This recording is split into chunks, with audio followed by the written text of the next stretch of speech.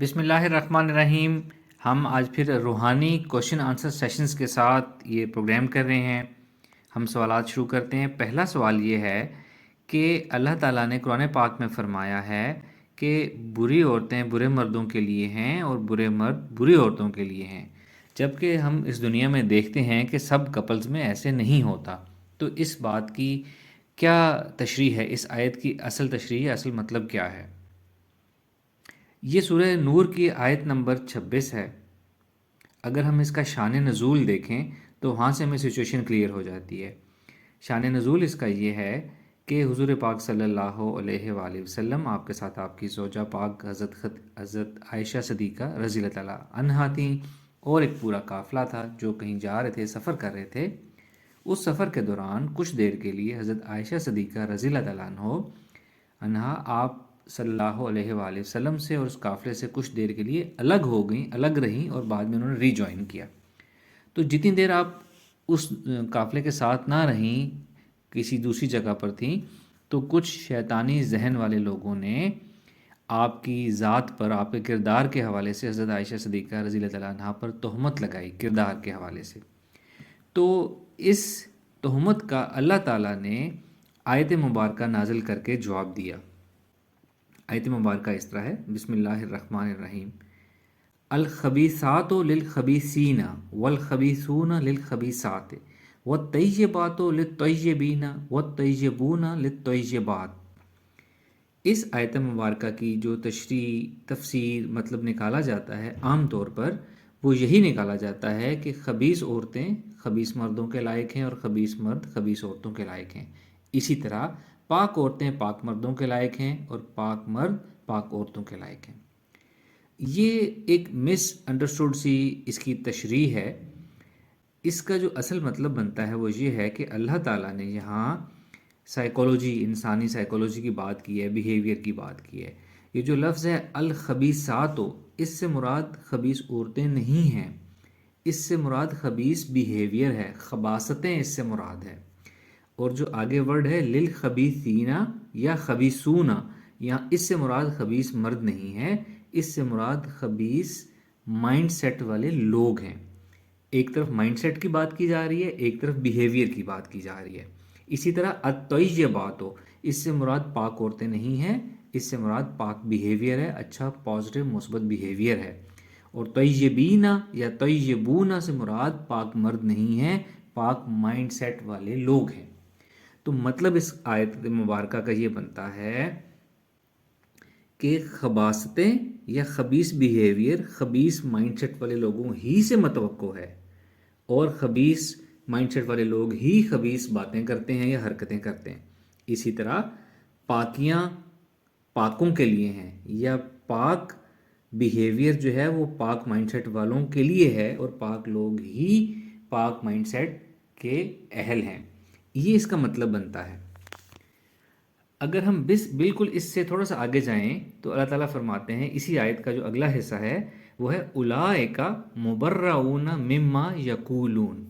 یقولون کا مطلب ہے جو بات کہی جاتی ہے۔ تو اللہ تعالیٰ فرما رہے ہیں کہ وہ، یعنی کہ حضرت عائشہ صدیقہ رضی اللہ تعالیٰ عنہا پاک ہیں، مبرہ ہیں ان باتوں سے جو یہ باتیں کرتے ہیں۔ تو اس سے واضح ہوا کہ یہاں الخبیثاتوں سے خبیث گفتگو یا خبیث بیہیویئر مراد ہے، اور طیباتوں سے پاک بیہیویئر۔ تو اللہ تعالیٰ نے انسان کی سائیکی اور انسان کی سوچ کے مطابق انسان کو اسی کے مطابق الفاظ میں جواب دیا ہے اس الزام کا کہ خبیث الزامات یا خبیث گفتگو جو ہے وہ خبیث ہی کرتے ہیں، اور پاک گفتگو پاک لوگ ہی کر سکتے ہیں۔ یعنی یہ کہا جا رہا ہے کہ جیسا منہ ویسی بات، جو لوگ یہ کہہ رہے ہیں حضرت عائشہ صدیقہ رضی اللہ عنہا اس سے مبرہ ہیں۔ یعنی کہ اللہ تعالیٰ نے ایک طرح سے ان کو جواب دیا کہ جو لوگ یہ کہہ رہے ہیں وہ خود ایسے ہیں، ان کا مائنڈ سیٹ ایسا ہے، اس لیے وہ ایسی بات کر رہے ہیں۔ تو یہ اللہ تعالیٰ نے ایک الزام کا جواب دیا حضرت عائشہ صدیقہ رضی اللہ تعالیٰ عنہ کے کردار کے حوالے سے۔ اس کا یہی مطلب ہے، اس کا کوئی اور مطلب نہیں ہے۔ بعض تفسیر کرنے والے یہ مطلب بھی بتاتے ہیں جو کہ عام مشہور ہے کہ بری عورتیں برے مردوں کے لیے ہیں۔ وہ اس کی یہ لاجک دیتے ہیں، تفسیر کے علماء کی بات کر رہا ہوں، وہ اس کی یہ لاجک دیتے ہیں کہ اللہ تعالیٰ نے یہ جواب اس طرح دیا ہے کہ حضور پاک صلی اللہ علیہ وسلم خود سب سے پاک بہترین ہیں، ان کی زوجہ بھی سب سے پاک اور بہترین ہے. اس حوالے سے اللہ تعالیٰ نے ان کو جواب دیا ہے، جبکہ یہ جواب یونیورسلی اپلیکیبل نہیں ہے. جیسا ہم دیکھتے ہیں اس دنیا میں بھی جو کپلز پیئرز ہوتے ہیں اس میں سے ایک اچھا ہوتا ہے ایک برا ہوتا ہے. اللہ تعالیٰ سب کو اچھا کرے. اگر ہم قرآن کی ہسٹری میں جائیں تو حضرت نوح علیہ السلام کی جو وائف تھیں وہ ایمان نہیں لے کر آئی تھیں. اسی طرح جو فرعون تھا، فرعون کی جو مسز تھیں وہ ایمان والی تھیں. تو بالکل اپوزٹ ہو گیا. تو یہ جو چیز یونیورسلی اپلیکیبل نہیں ہے وہ مطلب قرآن کی آیت کا اس طرح نہیں ہو سکتا. قرآن کی آیت کا مطلب یہی ہے کہ مائنڈ سیٹ جس کا جیسا ہوگا وہ ویسی بات کرے گا. اس کا جواب دیا گیا ہے. بالکل یہی بات جو ہے ایک حدیث سے ہمارے سامنے آتی ہے. تفسیر ابن کثیر میں جو اس آیت کی تفسیر بیان کی گئی ہے وہ تفسیری روایت حضرت ابن عباس رضی اللہ تعالیٰ عنہ سے روایت ہے. آپ فرماتے ہیں کہ اس کا مطلب ہے کہ ایسی بری بات برے لوگوں کے لیے ہے اور بھلی بات کے حقدار بھلے لوگ ہی ہوتے ہیں. تو اس تفسیری روایت کو ہمیں ریفرنس لینا چاہیے اور اس کا یہ مطلب بنتا ہے، اس کا کوئی اور مطلب نہیں بنتا. اب ہم آتے ہیں اپنے سیکنڈ کوشچن کی طرف. سیکنڈ کوشچن ہے کہ جی روحانیت کے راستے میں مشکلات کیوں آتی ہیں؟ یہ غلط فہمی ہے. روحانیت کے راستے میں کوئی مشکلات نہیں آتی. روحانیت کے راستے میں برکتیں آتی ہیں، رحمتیں آتی ہیں، آسانیاں آتی ہیں. اللہ کی طرف چلیں. اللہ تعالیٰ فرماتے ہیں میری طرف 1 قدم چلو میں 10 قدم چلوں گا.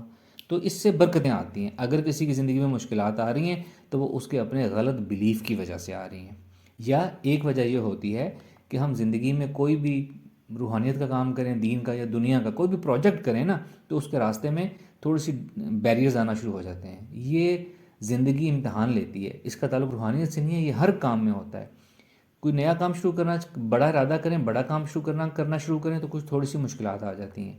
یہ زندگی کا امتحان ہوتا ہے. اگر ہم ان امتحان کو ہمت کر کے بڑا قدم لے کے سیکریفائز کر کے ان کو کراس کر لیں، ان بیریئرز کو، اور امتحانوں میں پاس ہو جائیں اور ہم جو کرنا چاہتے ہیں وہ کر لیں، تو یہ بیریئر ساری زندگی ہماری زندگی میں آنا بند ہو جاتے ہیں.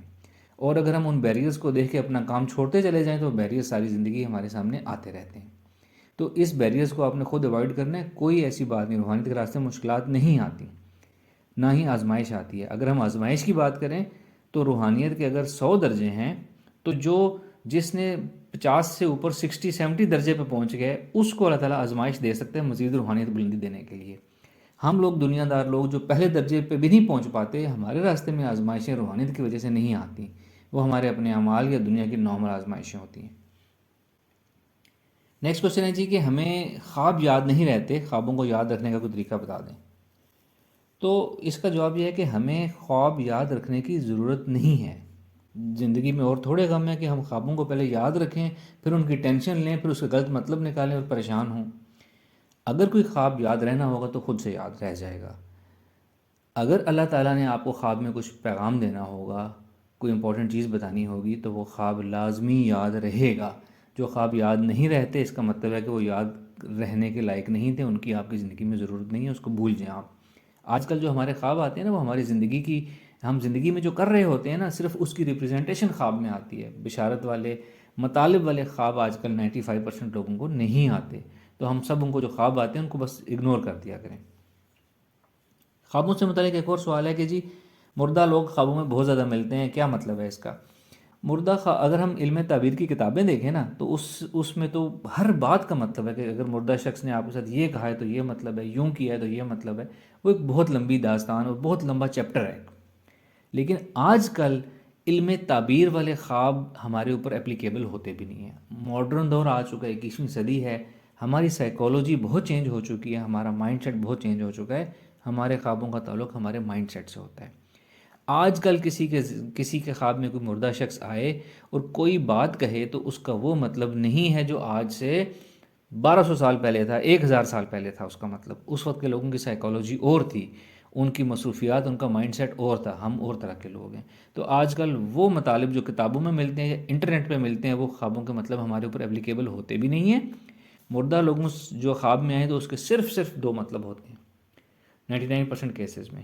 پہلا مطلب وہ ایک ملاقات ہوئی ہے، ایک آپ کا کنیکشن بنا ہے، اور دوسرا مطلب وہ لوگ دنیا سے جا چکے ہیں، ان کا نامہ اعمال بند ہو چکا ہوا ہے، ان کو ایصال ثواب اور دعائے مغفرت کی ضرورت ہے. بس مین یہی آپ ذہن میں رکھ لیں کہ جو بھی کوئی فوت شدہ انسان آپ کی خواب میں آئے، آپ نے کوئی مطلب نہیں سوچنا، اس کے لیے دعائے مغفرت کر دینی ہے، کچھ کلام پاک پڑھ کے اس کو صالح ثواب کر دینا ہے۔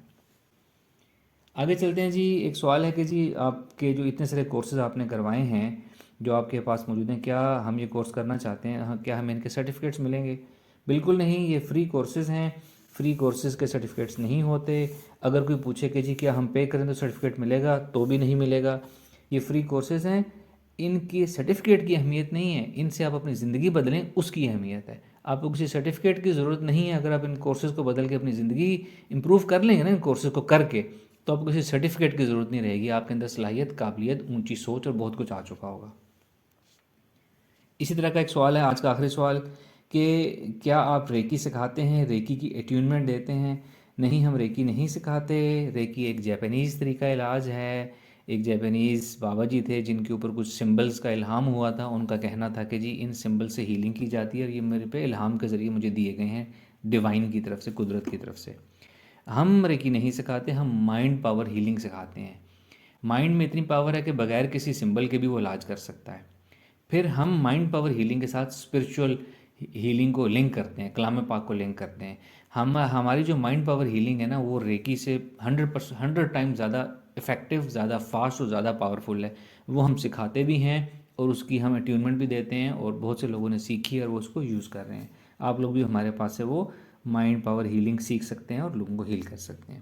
Thank you very much. مزید سوالات ہوں تو آپ اسی ویڈیو کے کمنٹ میں سوال دے دیں، ہم ان کو کلیکٹ کر کے نیکسٹ ویڈیو میں ان کے آنسرز کریں گے۔ تھینک یو، السلام علیکم ورحمۃ اللہ۔